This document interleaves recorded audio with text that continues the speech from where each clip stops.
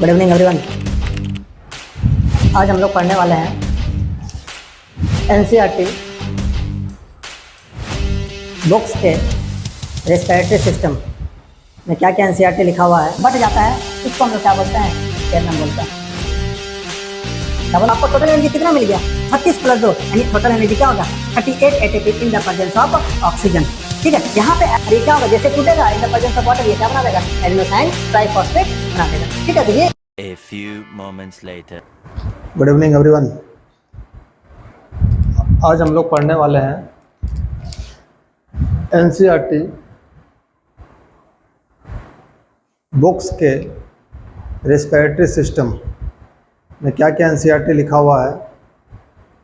आज हम लोग उसको 10 से 15 मिनट में इस टॉपिक्स को डील करेंगे। ठीक है, तो आपको ध्यान देना है। यहाँ पे ना हम दो साइड आपको दिख रहा होगा, एक इधर भी एक पीडीएफ दिख रहा होगा, एक इधर भी दिख रहा होगा। असल में इधर वाले जो पीडीएफ है ना वो 11th का है, तो कुछ अच्छी चीज़ें ना जहाँ से आपको मिलते हैं ना तो उसको ले लेना चाहिए। ठीक है, तो मैंने क्या किया है, 11th के जो ह्यूमन फिजियोलॉजी है वहाँ का एनसीईआरटी से मैंने आपको यहाँ पे लिया हूँ ताकि जो कंसेप्ट है ना वो अच्छे से क्लियर हो। ठीक है, और उसके बाद मैं 10th के जो एनसीईआरटीज़ है इस चैप्टर्स को उसको भी मैं डील कर दूंगा। ठीक है, तो साथ ही साथ हम लोग देखते हैं कि क्या क्या लिखा हुआ है, एनसीईआरटी क्या कह रहा है। ठीक है, चलिए हम लोग स्टार्ट करते हैं। सबसे पहले यहाँ पे देखिए लिखा हुआ है रिस्पिरेटरी ऑर्गन्स। क्या क्या ऑर्गन्स होता है रिस्पिरेटरी करने के लिए, रिस्पिरेशंस करने के लिए, वो आपको यहाँ पे देखना है। ठीक है, लिखा हुआ है मैकेनिज्म्स ऑफ ब्रीदिंग। ब्रीदिंग का मैकेनिज्म होता है इन और आउट, इनहेल और एक्सहेल। ठीक है, vary among different groups of animals depending mainly on the other habitats and level of organizations। अलग अलग जगह पे लोग रहते हैं, अलग अलग जगह पे एनिमल्स रहेंगे, अलग अलग जगह पे मैमल्स रहते हैं, फ्रॉग्स रहते हैं, बहुत सारे कीट होते हैं, तो फिशेस होते हैं। तो सबके क्या है ना रिस्पिरेटरी ऑर्गन्स जो होते हैं ना वो अलग अलग होते हैं। ठीक है, लोअर इनवर्टिब्रेट्स लाइक स्पॉन्जेस, प्लेंटेट्स, flatworms, it is exchange O2 with CO2। क्या करते हैं वो? O2 से CO2 चेंज करते हैं bye simple diffusion process over their entire body surface. पूरे बॉडी के जो शरीर में है ना वो डिफ्यूजन प्रोसेस करेंगे। Earthworms use their moist cuticle and insects have network of tubes tracheal. जो इंसेक्ट्स होते हैं वो कहाँ से रिस्पिरेशन करते हैं? ट्रैकिया से। और जो अर्थवर्म होते हैं, जो केचुएस होते हैं ना, वो आपने देखिए कि स्किन से होते हैं ना, मॉइस्ट वाले इलाके होते हैं, चिपचिपा पदार्थ होते हैं, वहाँ से क्या करते हैं वो आपका रिस्पिरेशन करते हैं to transport atmospheric air within the body. Special vascularised structures called gills, ये कहाँ होता है? फिश में होता है। Are used by the most of the aquatic arthropods. जो एक्वेटिक होते हैं, जलीय जीव जो होते हैं वो गिल्स से करते हैं। And molluscs where vascular bags called lungs. और जो मोलस्कस होते हैं वो कहाँ से करते हैं? लंग्स से करते हैं। ठीक है, among vertebrate fishes use gills where the amphibians, reptiles, birds and mammals respire through the lungs. यानी रेप्टाइल्स, एम्फीबियंस और मैमल्स और जो बर्ड्स होते हैं वो कहाँ से करते हैं? लंग्स से करते हैं। तो हो सकता है ना कि सीबीएसई इस जगह से ना क्वेश्चंस आपको दे दे। ठीक है, amphibians like frog respire through their moist skin. कहाँ से करते हैं फ्रॉग्स? फ्रॉग्स कहाँ से करेंगे? मॉइस्ट स्किन से करेंगे, ये ध्यान रखिएगा। ठीक है, तो ये 11th वाले जो टॉपिक्स है ना, यहाँ से ना सीबीएसई ना क्वेश्चन 10th में दे सकते हैं कि किस जगह से कौन रिस्पिरेशन करता है। इसलिए मैंने क्या किया, आपको 11th के एनसीईआरटी क्रक्स को उठा के मैं आपको इसमें ऐड कर दिया। ठीक है, अब आगे हम देखते हैं कि एनसीईआरटी फिर 11th में क्या लिखा हुआ है वो आप देखते हैं। 11th के एनसीईआरटी में आगे क्या लिखा हुआ वो आप यहाँ पे फिर देखिए।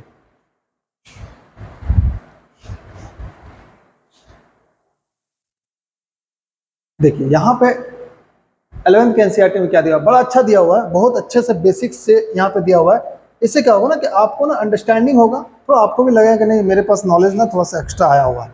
ठीक है, देखिए क्या लिखा हुआ है। अब यहाँ पे ह्यूमन रिस्पिरेटरी सिस्टम है, क्या क्या सिस्टम है, किस जगह से रिस्पिरेशन होता है वो दिया हुआ है। We have a pair of external nostrils. मतलब क्या होता है, हमारे पास किसकी बात कर रहा है? नोस्ट्रिल्स, दो नोस्ट्रिल्स की बात कर रहा है। ठीक है, out above the upper lips, lips के ऊपर है, दो नोस्ट्रिल है, लिप्स के ऊपर है। It leads to the nasal chambers through the nasal passage. Nasal chamber, nasal passage यहाँ से, दो नेजल नोस्ट्रल्स, उसके अंदर नेजल पैसेज, अपर लिप्स के ऊपर होता है दो नोस्ट्रल। तो यहाँ पे ये बातें कर रहा है कि it leads to nasal chamber through the nasal passage. The nasal chamber opens into the pharynx. तो नेजल चैम्बर जो है ना इसके अंदर, वो कहाँ पे ओपन है? फेरेंक्स में, यहाँ पे इस जगह पे क्या है? फेरेंक्स पे ओपन है, ठीक है। ए portion which is the common passage for the food and the air, यानी क्या बोला गया कि फूड और एयर का कॉमन पैसेज है कौन? फेरेंक्स, ठीक है। आगे देखिए क्या लिखा हुआ, लिखा हुआ है the pharynx upon through the larynx regions into the trachea, ठीक है। कहने का मतलब कि फेरेंक्स के जस्ट नीचे क्या होता है? लैरिंक्स, और वहीं से क्या होता है? स्टार्टिंग होती है किसकी? ट्रैकिया की स्टार्टिंग होती है। आपको हम डायग्राम भी आपको दिखाए हुए हैं प्रीवियस क्लासेस में, प्रीवियस लेक्चर में, इसको देखिएगा। Larynx is a cartilaginous box. Larynx में क्या होता है? Cartilaginous box which helps in the sound production, hence it is called sound box. इसको क्या बोलते हैं? साउंड बॉक्स बोलते हैं, जिसको हम लोग और क्या बोलते हैं? एडम्स एप्पल बोलते हैं, और हम लोग उसको क्या बोलते हैं? वॉइस बॉक्स भी बोलते हैं, ठीक है। किनको? लैरिंक्स को, ये ध्यान रखिएगा, ठीक है। During swelling glottis can be covered by the thin elastic cartilaginous flap is called epiglottis, prevent the entry food into the larynx. कहने का मतलब ये बोला जा रहा है कि अगर यदि ये दो पाइप है, एक आपका फूड का है और एक विंड पाइप का, तो यहाँ पे फ्लैक लाइफ स्ट्रक्चर होता है, ठीक है। और इसकी स्टार्टिंग पॉइंट को बोलते हैं, जो विंड पाइप होता है उसकी स्टार्टिंग फेज को बोलते हैं ग्लोटिस, और इसके क्या बोलते हैं? Bullet.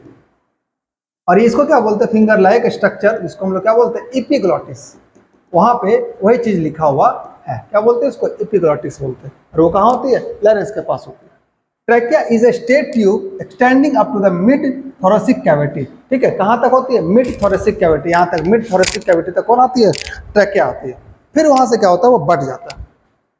Which divides at the level of fifth thoracic vertebra into the right and left primary bronchi. यानी अगर यदि ये ट्रैकिया है तो ये क्या हो जाएगा? बट जाएगा, प्राइमरी में और सेकेंडरी में ये बट जाता है, ठीक है। ये हो गया ट्रैकिया, ये ब्रोंकी बढ़ गया। अब जैसे पटा उसको हम लोग क्या बोल दिए? ब्रोंकी बोल दिए।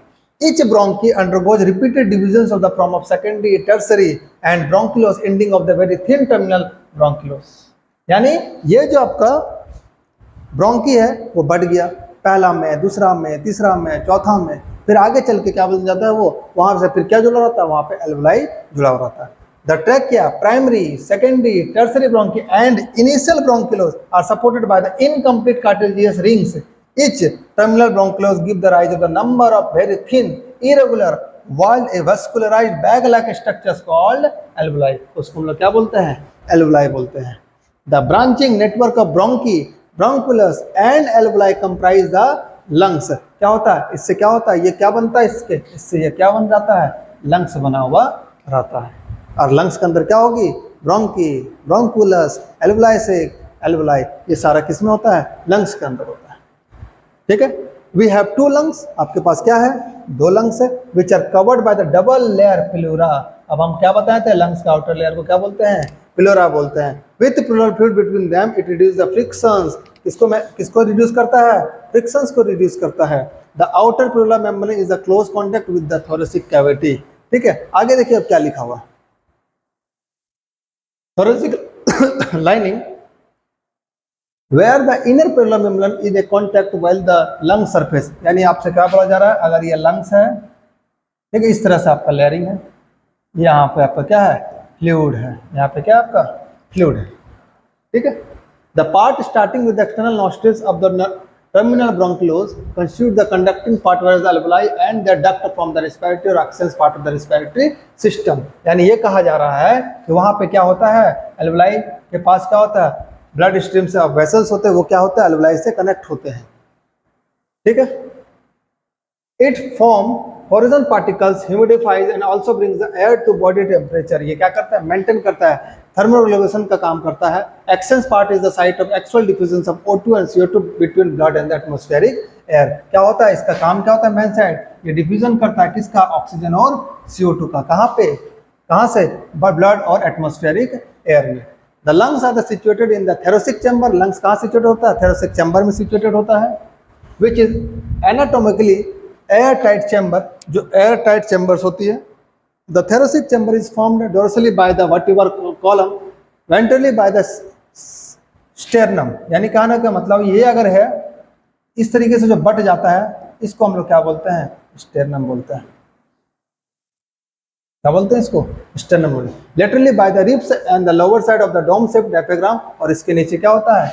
डोम शेप्ड डायफ्राम होता है। The atomically setup of the lungs in the thoracic such that any change in the volume of the thoracic cavity reflected in the lungs cavity, such as arrangement of the essential breathing as we count directly upon the pulmonary volume। कहने का मतलब जब हम intake of the air लेते हैं तो आपका thoracic cavity क्या होता है? फूल जाता है, यानी एयर आपने क्या ले लिया? ज़्यादा ले लिया। ठीक है, एयर आपने क्या ले लिया? ज़्यादा ले लिया। यानी फोर्स प्रेशर इक्वल टू क्या? Pressure is directly proportional to क्या बोल रहे हैं? 1 एरिया। अगर प्रेशर ज़्यादा एरिया कम। ठीक है, प्रेशर ज़्यादा एरिया कम, अगर प्रेशर कम एरिया ज़्यादा। ये आपको क्या करना है? ध्यान, यहाँ पे आपको क्या करना है? ध्यान रखना है। चलिए, अब रिस्पायरेशन क्या करता है? इस 4 स्टेप से जो हम पहले भी ऑलरेडी आपको डिस्कस कर चुके हैं। तो देखिए, ये आपका ना 11th के एनसीईआरटी का कुछ कंसेप्ट था। इससे क्या होगा ना कि आपको कंसेप्ट क्लियर होगा कि 11th के एनसीईआरटी में क्या लिखा हुआ है और 10th के एनसीईआरटी में क्या लिखा हुआ है। थोड़ा सा कमांड आपको क्या करना है? देखना। अब हम क्या करते हैं, थोड़ा सा 10th के एनसीईआरटी को देखते हैं कि 10th के एनसीईआरटी क्या कहता है।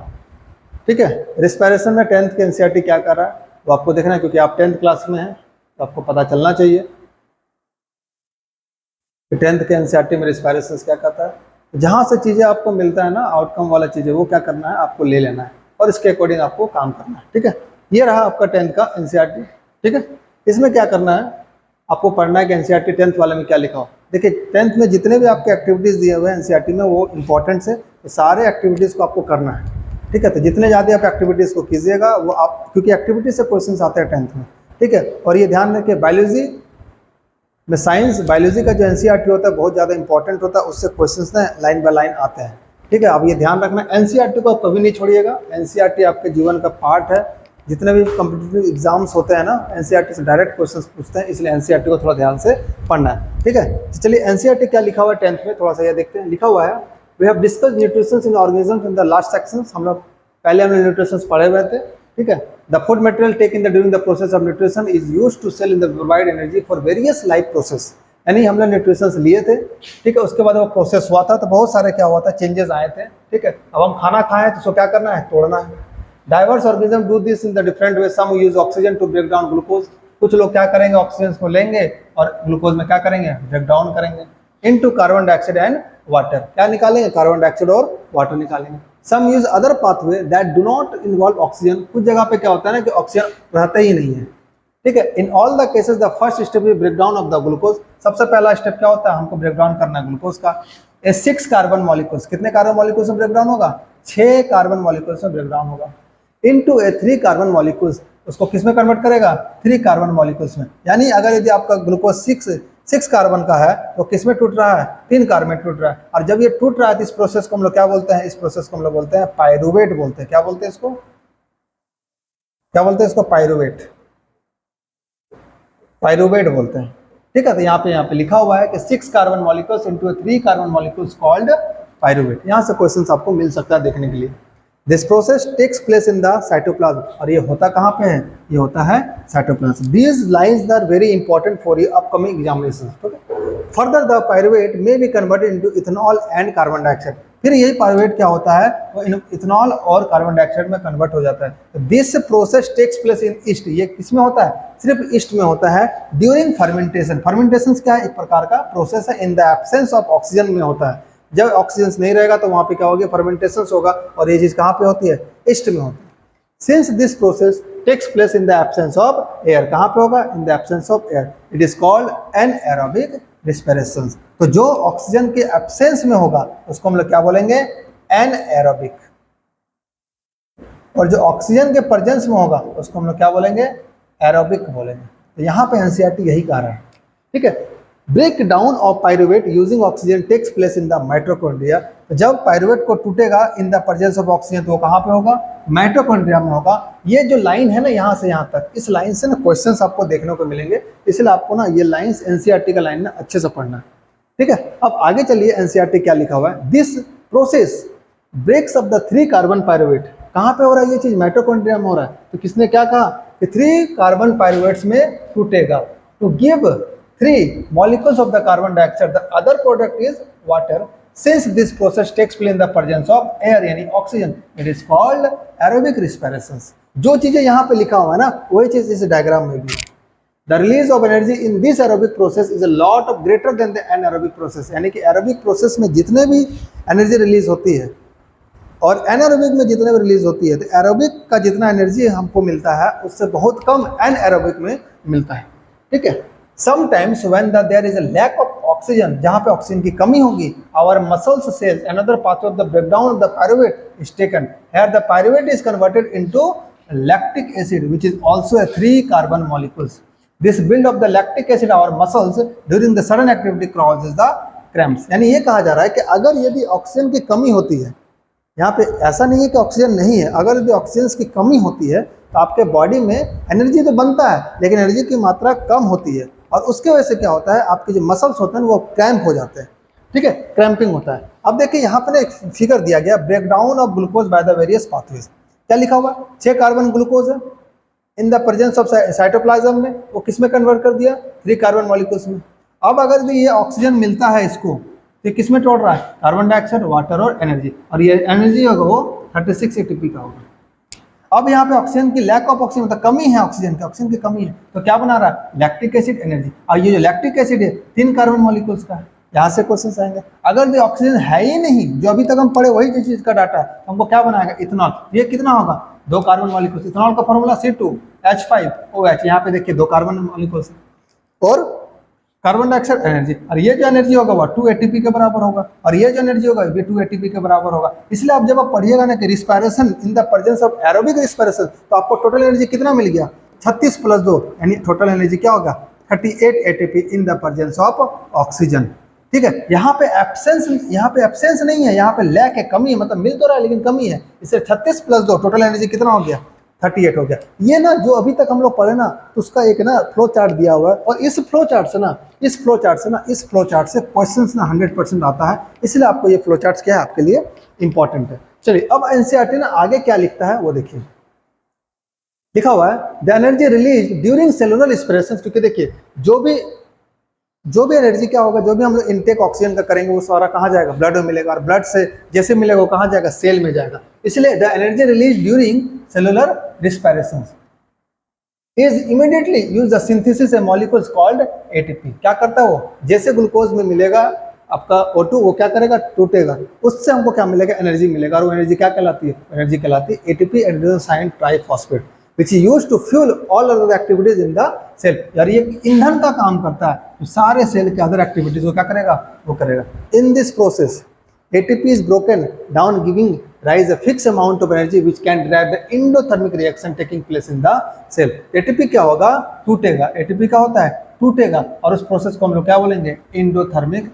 रिएक्शंस बोलेंगे। तो यहाँ पे देखिए ना, आपको एक दिया हुआ है क्रक्स एनसीईआरटी में, ये क्या दिया हुआ है कि ATP is energy currency for the most cellular process. Energy currency क्या है आपका, ATP है। एनर्जी करेंसी क्या है, ATP। क्वेश्चन देखिए पूछेगा, आपसे पूछेगा powerhouse of the cell, आप क्या बोलेगा, माइटोकॉन्ड्रिया। और आपसे पूछेगा एनर्जी करेंसी क्या होता है, तो आपको क्या लिखना है, ATP लिखना है। तो कंफ्यूजन इसमें से नहीं होना है। ठीक है, the energy release during this process of respiration is used to make an ATP molecule from ADP in inorganic phosphate. कहने का मतलब कि ADP से क्या बनता है, ATP बनता है। तो अगर यदि ADP है, एडिनोसाइन डाइफॉस्फेट, अगर इसमें से एक फॉस्फेट हम जोड़ देंगे तो क्या बन जाएगा, एडिनोसाइन ट्राइफॉस्फेट बन जाएगा। ठीक है, यही चीज यहाँ पे लिखा हुआ है। ठीक, तो endothermic process is the cell that used ATP to drive the reactions when the terminal phosphate linkage in ATP is broken using water. और ये क्या होगा, जैसे टूटेगा in the presence of water, ये क्या बना देगा, एडिनोसाइन ट्राइफॉस्फेट बना देगा। ठीक है, तो ये यहाँ से ना क्वेश्चंस 1 नंबर का यहाँ से लेकर यहाँ तक आपको देखने को मिलेगा। इसलिए बोलते हैं कि एनसीईआरटी ना थोड़ा सा पढ़िए, एनसीईआरटी आपका रामबाण है, वो एग्जाम में आपको काम देता है। ठीक है, अब आगे क्या लिखा हुआ है एनसीईआरटी वो देखिए, लिखा हुआ है कि since the aerobic respiration pathway depends on oxygen. जो भी एरोबिक रिस्पिरेशन वो किस पे डिपेंड करेगा, वो ऑक्सीजन पे डिपेंड करेगा। Aerobic organism need to ensure that there is a sufficient intake of oxygen. यानी एरोबिक रिएक्शन जब होगा वो इंश्योर करेगा कि आपको उस रिएक्शंस को करने के लिए सफिशिएंट ऑक्सीजन इसको मिला हुआ है। We have seen that the plants exchange gases through stomata. हम लोगों ने देखा है कि प्लांट्स क्या करता है, गैसेस के एक्सचेंज करता है थ्रू द स्टोमाटा। कहाँ पे, स्टोमेटल पोर। ठीक है, and the large intercellular space ensure that the cell are in contact with the air. हवा से क्या होगा, वो कांटेक्ट में रहता है। Carbon dioxide oxygen are exchange in the diffusion, तो वहां पे क्या होता है, एक्सचेंज होता है कार्बन डाइऑक्साइड का और ऑक्सीजन का। दे कैन गो इनटू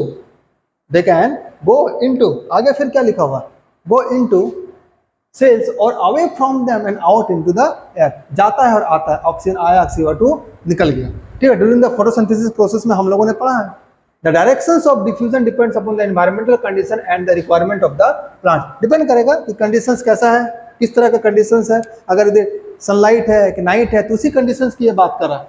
अब देखिए यहाँ पे क्या लिखा हुआ है, यहाँ से फिर क्वेश्चंस आपको मिलेगा, ठीक है। इस जगह से एट नाइट, रात्रि के समय, when there is no photosynthesis, जहां पे रात्रि के समय कोई फोटोसिंथेसिस नहीं होता है, ऑकरिंग CO2 एलिमिनेटेड, क्या होगा, CO2 निकलता है। It is the major action activity going on. यहाँ पे क्या होता है, रात्रि के समय आपको क्या निकला, ज्यादा से ज्यादा CO2 निकल रहा है। But during day time CO2 generated during respiration is used for the photosynthesis. CO2 में दिन में भी निकलता है, लेकिन ये CO2 उसमें यूज हो जाता है फोटोसिंथेसिस में, ठीक है। Hence there is no CO2 release, इसलिए क्या होता है, CO2 रिलीज नहीं होता। लेकिन रात्रि के समय CO2 ज्यादा रिलीज होता है। Oxygen release is the major event at using this time. Oxygen क्या होता है, डे के समय में ज्यादा रिलीज होता है, यानी दिन के समय में ऑक्सीजन ज्यादा रिलीज होगा। CO2 रिलीज हो रहा है, लेकिन वो कन्वर्ट करके रिएक्शंस करके मॉलिक्यूल में चेंज कर दे रहा है। लेकिन रात के समय में CO2 रिलीज हो रहा है, उसका कोई चेंजेस नहीं हो रहा। Animals have involved different organs from the uptake of oxygen from the environment and from getting rid of the carbon dioxide produced. Animals में अलग अलग प्रकार का रिस्पिरेटरी सिस्टम्स होता है, वो उस हिसाब से इनटेक करता है और कार्बन डाइऑक्साइड में चेंज करता है। जो टेरेस्ट्रियल होता है, animals can be breath the oxygen in the atmosphere, but animals that live in the water need to use the oxygen dissolve in water. अब जो टेरेस्ट्रियल होता है उसके पास रिस्पिरेटरी सिस्टम्स है, लंग्स होगा, ट्रैकिया होगा, वो तो उससे ले लेगा। लेकिन जो वैसा जलीय जंतु जो पानी के अंदर रहता है वो कैसे लेगा, तो ऑक्सीजन क्या होता है, वाटर में घुला रहता है, उसके वजह से क्या होता है, वो इनटेक करता है और अपना जीवन उसमें क्या करता है, व्यतीत करता है, ठीक है। अब एनसीईआरटी देखिए आगे क्या लिखा हुआ है, since the amount of dissolve oxygen in fairly low compare to the amount of oxygen in the air. लेकिन पानी के पास, पानी में जो ऑक्सीजन होता है ना वो कम होता है ड्यू टू द एनवायरमेंट, ठीक है। यहाँ पे वो चीज लिखा हुआ, the rate of breathing in aquatic organism is much faster than that seen in the terrestrial organism. यानी इसने ये कह रहा है कि जो पानी के अंदर होता है ना उसका रेट ऑफ ब्रीथिंग होता है, सांस इनहेल और एक्सेल का, वो क्या होता है, ज्यादा होता है। इसके अपेक्षा टेरेस्ट्रियल ऑर्गेनिज्म का अपेक्षा। Fishes take in water through their mouths and force it past the gills where there is a dissolved oxygen in the take of the blood. क्या होता है, फिश क्या होता है, take in water, fishes take in water through their mouth, mouth से क्या होता है, वाटर को लेता है, and force it pass the gills, gills के पास भेजता है, किस लिए, dissolve oxygen by the blood, blood से वो क्या करेगा, डिजॉल्व करेगा और वो जिंदा रहेगा। Terrestrial organisms use to oxygen in the atmosphere for the respiration. अब जो टेरेस्ट्रियल जो जमीन में होगा क्या करेगा, रिस्पिरेटरी किससे कर लेगा, ऑक्सीजन लंग से कर लेगा, क्योंकि उनके पास ऑर्गन सिस्टम बना हुआ है, ठीक है। This oxygen is absorb by the different organ in different animals. अब इंसान है, हम लोग पास क्या है, लंग्स है, हम लोग उससे इनटेक करेंगे। फ्रॉग होगा उसके पास स्किन होगा, लंग्स होगा उससे करेगा। कीड़े मकोड़े में उसके पास ट्रैकिया होगा उससे करेंगे। तो अलग अलग टेरेस्ट्रियल एनिमल के पास अलग अलग ऑर्गन सिस्टम होता है, जिनके पास जो होता है उसके द्वारा वो क्या करता है, वो इनटेक करता है। All these organs have a structure that increase the surface area which is in the contact when the oxygen reach atmosphere. तो जिनके पास जितना ऑक्सीजन होगा वो लेगा और सरफेस एरिया क्या करता है, वो एक्सचेंज करेगा। Since the exchange of oxygen and carbon dioxide has to take place across this surface is very fine and delicate. In order to protect this surface is usually placed within the body, so there have the passage that will be take air in this area. In addition, there is a mechanism for moving the air and out this area where the oxygen is absorbed. कहने का मतलब क्या है, इसमें क्या कर रहा है कि जब इंसान ऑक्सीजन को इनटेक करता है तो क्या होता है, जैसे इनटेक किया तो ये वाला एरिया ना फुल जाता है, ठीक है। तो और ये जो लंग्स है ना वो भी क्या होता है, फूलता है। लंग्स फूलेगा तो क्या होगा, रिब्स जो होता है, लंग्स क्या, रिब्स चारों तरफ से रिब्स है, उससे क्या ढका होता है, रिब्स भी क्या होता है, फूल जाता है। और जो डायफ्राम क्या होता है ना, फ्लैट हो जाता है। तो वही चीज़ यहाँ पे बताना चाह रहे हैं, जैसे हम लोग इनटेक लेते हैं ऑक्सीजन का ना, तो वॉल्यूम क्या होता है, बढ़ता है, तो एरिया क्या होता है, बढ़ जाता है। In human beings air is taken into the body through the nostril. Human में कहाँ से लेते हैं, नॉस्ट्रिल से लेते हैं, ठीक है। अब आगे देखिए क्या लिखा हुआ, the air is passing through the nostril is filtered by the fine hairs. अब उसमें क्या है, छोटे छोटे हेयर्स होते हैं, इसको हम लोग क्या बोलते हैं, म्यूकस बोलते हैं। That line the passage is also lined with the mucus which help in this process. From here, the air passes through the throat into the lungs. Rings of cartilage are present in the throat. This ensure that the air passage does not collapse. कहने का मतलब ये बोल रहा है कि हम लोग हवा कहाँ से लेते हैं, नॉस्ट्रिल से लेते हैं. उसके बाद क्या होता है, फेरेंक्स होता है. उसके बाद क्या होता है, लैरिंक्स होता है. उसके बाद क्या होता है, ट्रेकिया होता है. ट्रेकिया में क्या होती है, एपिग्लॉटिस होती है. रिंग्स लाइक स्ट्रक्चर्स होता है. ठीक है, सी शेप का स्ट्रक्चर होता है. ये क्या करता है, हवा को और भोजन को सटने नहीं देता. ठीक है, तो इस प्रकार से क्या होता है, सी टाइप का, जिस तरह हम घड़ी पहने हुए ना, ये सी टाइप का ऐसे क्या होता है, इस साइड कोई कार्टिलेज नहीं होती है. ठीक है, कोई कार्टिलेज इस साइड नहीं होती है. ठीक है, अब देखिए एनसीईआरटी क्या कहता है. अब एनसीईआरटी का ये डायग्राम आपको दिया हुआ है. ठीक है, इस डायग्राम को हम सारे वीडियोस में एक्सप्लेन किए अच्छे से, आप वीडियोस जाके देखिए, अच्छे से समझाया गया. ठीक है, क्या लिखा हुआ है, with in the lungs the passage divides into a smaller and smaller tubes which is finally terminated in balloon like structures which is called alveoli. जो पैसेज है ना, जो ट्रैकिया है ना, वो बटा ब्रोंकियम से, फिर ब्रोंकुलस जाके कहाँ जुड़ा हुआ है, एल्वुलाई में जुड़ा हुआ है. द एल्वुलाई प्रोवाइड, यहाँ से एल्वुलाई टर्म इंपॉर्टेंट है. The alveoli provide surface where the exchange of gases takes place. Alveoli एक ऐसा जगह है जहाँ पे क्या होता है, गैसेस का एक्सचेंज होता है, O2 से CO2. The walls of the alveoli contains extensive network blood vessels. जो एल्वुलाई होता है वो क्या होता है, वॉल से क्या होता है, ब्लड वेसल से क्या होता है, वो इस तरीके से जुड़ा रहता है. ये कहना चाह रहा है. ठीक है, as we have seen early years, when we breathe in we lift our ribs and flatten our diaphragm and the chest cavity becomes larger as a result. क्या बोला जा रहा है कि जब हम सांस लेते हैं चेस्ट क्या होता है, बिकम फूल जाता है, और रिब्स क्या होता है, फैल जाता है, और लंग्स क्या होता है, फूल जाता है. सांस लेंगे तो लंग्स क्या हो जाएगा, फूल जाएगा, और जो डायफ्राग्राम होता है वो फ्लैटेड हो जाता है. यहाँ पे ये लिखा हुआ है, because of this air is sucked into the lungs and fills the expanded alveoli. जैसे एयर लेते हैं तो लंग्स में क्या होता है, एल्वुली होता है, वो क्या होता है, फैलने शुरू हो जाता है. ठीक है, the blood brings the carbon dioxide from the rest of the body for release into the alveoli. तो ब्लड कहाँ से आया, पूरे बॉडी से आया. पूरे बॉडी से क्या आ गया, ब्लड आ गया. ठीक है, कहाँ पे आ गया, कौन सा ब्लड आया, कार्बन डाइऑक्साइड. और जैसे कार्बन डाइऑक्साइड वो कहाँ छोड़ दिया, एल्वुली में छोड़ दिया. एल्वुली में क्या लिए थे हम लोग, इनटेक क्या कहते हैं, ऑक्सीजन कहाँ चल गया, उस ब्लड वेसल चल, फिर ब्लड वेसल सारा चल गया. यानी इसी तरीके से क्या होता है, एक्सचेंज होता है. And the oxygen in the alveolar air is taken up the blood in the alveolar blood vessels to the transported all the cells in the body. ठीक है, ब्लड वेसल में क्या हुआ, CO2, और एल्वुलरी सेक में क्या है, O2. CO2 कहाँ चल जाता है, एल्वुलरी सेक में O2 जो क्या होता है, कहाँ चल जाता है, ब्लड वेसल्स में. फिर ब्लड वेसल्स क्या होता है, पूरे ब्लड में ऑक्सीजन चला जाता है और एनर्जी का प्रोड्यूस करता है, ग्लूकोज का ब्रेकडाउन करता है, और CO2 क्या होता है, नाक से बाहर आ जाता है. During the breathing cycle, where air is taken in and let out, the lungs always contain a residual volume of air so that there is sufficient time for the oxygen to absorb for the carbon dioxide to be released. यानी breathing inhale और exhale के पास इतना ज़्यादा समय होता है कि oxygen वो इनटेक कर सकता है, CO2 को वो एक्सेल कर सकता है. ठीक है, उसके बाद क्या लिखा हुआ है एनसीईआरटी में, देखिए. When the body size of animals is large, the diffusion process alone cannot take care of oxygen delivery to all parts of the body. ठीक है, अब ऐसा नहीं कि हम सांस ले लिए तो डिफ्यूजन प्रोसेस होगा पूरे बॉडी में चला जाता, नहीं. बहुत सारे क्या होता है, अंदर ऑर्गन्स क्या होता है, उसमें टेकिंग पार्टिसिपेशन करता है और बेनिफिट्स पहुंचाता है. Instant respiratory pigment take up the oxygen from the air. यहाँ पे देखिए एक लाइन क्या लिखा हुआ है, respiratory pigment take up oxygen from the air in the lungs and carry into the tissue which is deficient in the oxygen before releasing it. Respiratory pigment haemoglobin होना है, हीमोग्लोबिन वो क्या करेगा, ऑक्सीजन से लेकर पूरे बॉडी के tissue में क्या करेगा, पहुंचाएगा. In human being the respiratory pigment is haemoglobin. यहाँ से क्वेश्चन आएगा, ह्यूमन बीइंग में रिस्पिरेटरी पिगमेंट क्या होता है, हीमोग्लोबिन होता है. इस जगह से क्या होगा, क्वेश्चन आएगा. Which is a very high affinity for the oxygen. इसके पास क्या होता है, बहुत ज्यादा ऑक्सीजन की जरूरत होती है, इसलिए बोला जाता है कि हीमोग्लोबिन का सबसे अच्छा दोस्त कौन है, ऑक्सीजन है. ठीक है, this pigment is present in the red blood carpals, यानी कि आरबीसी में क्या होती है, हीमोग्लोबिन होती है. आरबीसी में क्या होती है, हीमोग्लोबिन होती है. यहाँ से ध्यान रखना. Carbon dioxide is more soluble in water than oxygen is another, hence is mostly transported in the dissolve from our body. तो कार्बन डाइऑक्साइड से ज्यादा कौन घुलता है, ऑक्सीजन घुलता है. यानी हीमोग्लोबिन का सबसे अच्छा दोस्त कौन, ऑक्सीजन, कार्बन डाइऑक्साइड नहीं. ठीक है, अब देखिए एनसीईआरटी में आगे क्या लिखा हुआ है. ठीक है, अब देखिए यहाँ पे कंटेंट लिखा हुआ, if the alveolar surface were spread out it would be cover about 80 metre square. How much do you think the surface area of body is? Consider how efficient exchange of the gases becomes because of the large surface area of exchange to the take. In diffusion where the move oxygen in our body, it is estimated that it take 3 years of molecules of the oxygen to get. ये देखिए ना, thinking about it, आपको जानना पड़ेगा कि अगर हम access of oxygen लेते हैं तो एल्वेरेज से क्या होता है, फैल जाता है, एल्वेरेज से क्या होता है, बड़ा होता है, ऑक्सीजन की मात्रा क्या करते हैं, ज़्यादा लेते हैं। ठीक है, तो ये ना आपको एनसीईआरटी में ना चीज़ें ना आपको दिया हुआ था। ठीक है, तो ये एनसीईआरटी में क्या लिखा हुआ है वो आपको पढ़ना है, एनसीईआरटी एक एक चीज़ पढ़ना है। ठीक है, ध्यान रखें, एक बात हम आपको बता रहे हैं ना कि एनसीईआरटी एक ऐसा बुक्स है ना कि हर एक एग्जाम में ना एनसीईआरटी से क्वेश्चंस आते हैं, इसलिए एनसीईआरटी के जितने भी कंटेंट है आप उसको शॉर्ट नोट्स बनाइए, उस पर फोकस कीजिए, उस पर काम कीजिए। ठीक है, और एनसीईआरटी पढ़ने का अभी तरीका अलग होता है, आप रीड आउट कीजिए, सारे पॉइंट्स को मत लिखिए, जो इंपॉर्टेंट पॉइंट होता है उसको हाईलाइटेड कीजिए या फिर कॉपी में लिख लीजिए और फ्लो चार्ट बना के पढ़िए। फ्लो चार्ट बनाने से क्या होता है, आउटकम ना आपको अच्छा मिलेगा।